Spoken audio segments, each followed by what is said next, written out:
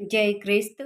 ಪ್ರಕಟಣೆಯ 17ನೇ ಸಂಧಿ 1-18 ಕ್ರಿಸ್ತ ವಿರೋಧಿಗಳ ನಾಶವನ್ನು ಕುರಿತದ್ದು.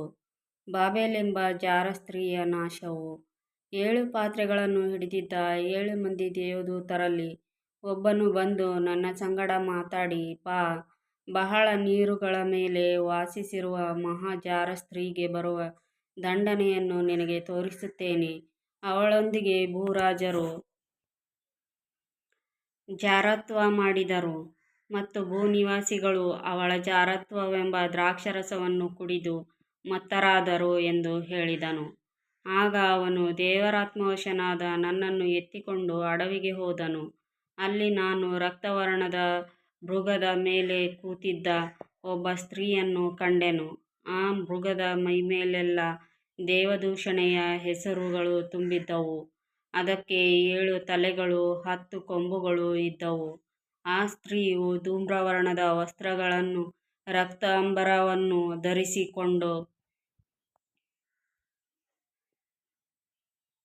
ರಕ್ತಾಂಬರವನ್ನೂ ಧರಿಸಿಕೊಂಡು ಚಿನ್ನ, ರತ್ನ, ಮುತ್ತು ಇವುಗಳಿಂದ ಅಲಂಕರಿಸಿಕೊಂಡಿದ್ದಳು. ಅವಳ ಕೈಯಲ್ಲಿ ಒಂದು ಚಿನ್ನದ ಬಟ್ಟಲು ಇತ್ತು. ಅದು ಅಸಹ್ಯವಾದವುಗಳಿಂದ, ಅಂದರೆ ಅವಳ ಜಾರತ್ವ ಸಂಬಂಧವಾದ ಅಶುದ್ಧ ವಸ್ತುಗಳಿಂದ ತುಂಬಿತ್ತು. ಅವಳ ಹಣೆಯ ಮೇಲೆ ಬಾಬೆಲೆಂಬ ಮಹಾನಗರಿ, ಭೂಮಿಯಲ್ಲಿರುವ ಜಾರಸ್ತ್ರೀಯರಿಗೂ ಅಸಹ್ಯವಾದ ಕಾರ್ಯಗಳಿಗೂ ತಾಯಿ ಎಂದು ಗೂಢಾರ್ಥವುಳ್ಳ ಹೆಸರು ಬರೆದಿತ್ತು.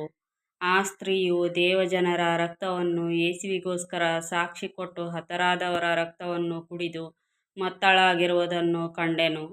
ನಾನು ಅವಳನ್ನು ನೋಡಿ ಅತ್ಯಾಶ್ಚರ್ಯಪಟ್ಟೆನು.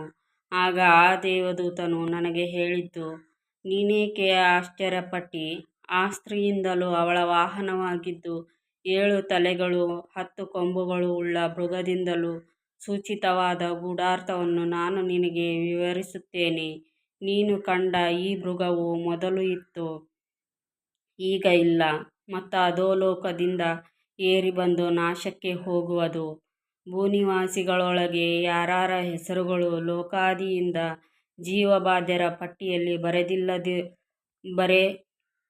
ಬರೆದಿರುವುದಿಲ್ಲವೋ ಅವರು ಈ ಮೃಗವನ್ನು ನೋಡಿ, ಇದು ಮೊದಲು ಇತ್ತು, ಈಗ ಇಲ್ಲ, ಇನ್ನು ಮೇಲೆ ಬರುವುದು ಎಂದು ತಿಳಿದು ಆಶ್ಚರ್ಯಪಡುವರು. ಇದು ಬುದ್ಧಿವಂತನಿಗೆ ಮಾತ್ರ ಗೊತ್ತಾಗುವುದು. ಆ 7 ತಲೆಗಳು ಆ ಸ್ತ್ರೀ ಕೂತುಕೊಂಡಿರುವ 7 ಬೆಟ್ಟಗಳೇ. ಇದಲ್ಲದೆ ಅವು 7 ಮಂದಿ ಅರಸುಗಳನ್ನು ಸೂಚಿಸುತ್ತವೆ. ಅವರಲ್ಲಿ 5 ಮಂದಿ ಬಿದ್ದು ಹೋಗಿದ್ದಾರೆ, ಒಬ್ಬನು ಇದ್ದಾನೆ, ಮತ್ತೊಬ್ಬನು ಇನ್ನೂ ಬಂದಿಲ್ಲ. ಬಂದ ಮೇಲೆ ಅವನು ಸ್ವಲ್ಪ ಕಾಲ ಇರಬೇಕು. ಮೊದಲಿದ್ದು ಈಗ ಇಲ್ಲದಿರುವ ಆ ಮೃಗವು ತಾನೇ 8ನೆಯ ಅರಸು. ಅವನು ಆ 7 ಮಂದಿ ಅರಸುಗಳಿಗೆ ಸೇರಿದವನು, ನಾಶಕ್ಕೆ ಹೋಗುವನು. ನೀನು ಕಂಡ ಆ 10 ಕೊಂಬುಗಳು, ಅಂದರೆ ರಾಜ್ಯವನ್ನು ಇನ್ನೂ ಹೊಂದದಿರುವ 10 ಮಂದಿ ಅರಸುಗಳು. ಅವರು ಒಂದು ಗಳಿಗೆಯ ವರೆಗೆ ರಾಜರಂತೆ ಆಳುವ ಅಧಿಕಾರವನ್ನು ಮೃಗದೊಂದಿಗೆ ಹೊಂದುತ್ತಾರೆ. ಅವರು ಒಂದೇ ಅಭಿಪ್ರಾಯವುಳ್ಳವರಾಗಿದ್ದು ತಮ್ಮ ಶಕ್ತಿಯನ್ನೂ ಅಧಿಕಾರವನ್ನೂ ಮೃಗಕ್ಕೆ ಕೊಡುತ್ತಾರೆ. ಅವರು ಯಜ್ಞದ ಕುರಿಯಾದ ಆತನ ಮೇಲೆ ಯುದ್ಧ ಮಾಡುವರು, ಆದರೆ ಆತನು ಕರ್ತರ ಕರ್ತನೂ ರಾಜಾಧಿರಾಜನೂ ಆಗಿರುವುದರಿಂದ ಅವರನ್ನು ಜಯಿಸುವನು. ಮತ್ತು ದೇವರು ಕರೆದವರೂ ದೇವರಾದುಕೊಂಡವರೂ ನಂಬಿಗಸ್ತರೂ ಆಗಿರುವ ಆತನ ಕಡೆಯವರು ಆ ಜಯದಲ್ಲಿ ಪಾಲುಗಾರರಾಗುವರು. ಇನ್ನು ಆ ದೇವದೂತನು ನನಗೆ ಹೇಳಿದ್ದು, ಆ ಜಾರ ಸ್ತ್ರೀಯು ವಾಸಿಸಿರುವ ನೀರುಗಳನ್ನು ಕಂಡಿಯಲ್ಲ, ಅವು ಪ್ರಜೆ, ಸಮೂಹ, ಜನ, ಭಾಷೆಗಳನ್ನು ಸೂಚಿಸುತ್ತವೆ. ಇದಲ್ಲದೆ 10 ಕೊಂಬುಗಳನ್ನೂ ಮೃಗವನ್ನೂ ಕಂಡಿಯಲ್ಲ.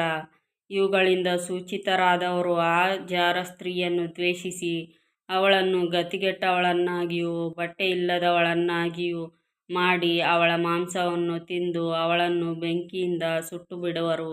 ಯಾಕಂದರೆ ಅವರು ದೇವರ ಅಭಿಪ್ರಾಯವನ್ನು ನೆರವೇರಿಸುವುದಕ್ಕೂ ಒಂದೇ ಅಭಿಪ್ರಾಯವುಳ್ಳವರಾಗಿದ್ದು ತಮ್ಮ ರಾಜ್ಯವನ್ನು ಮೃಗಕ್ಕೆ ಕೊಡುವುದಕ್ಕೂ ದೇವರು ತನ್ನ ವಚನವು ನೆರವೇರುವ ತನಕ ಅವರ ಹೃದಯಗಳನ್ನು ಪ್ರೇರಿಸಿದನು.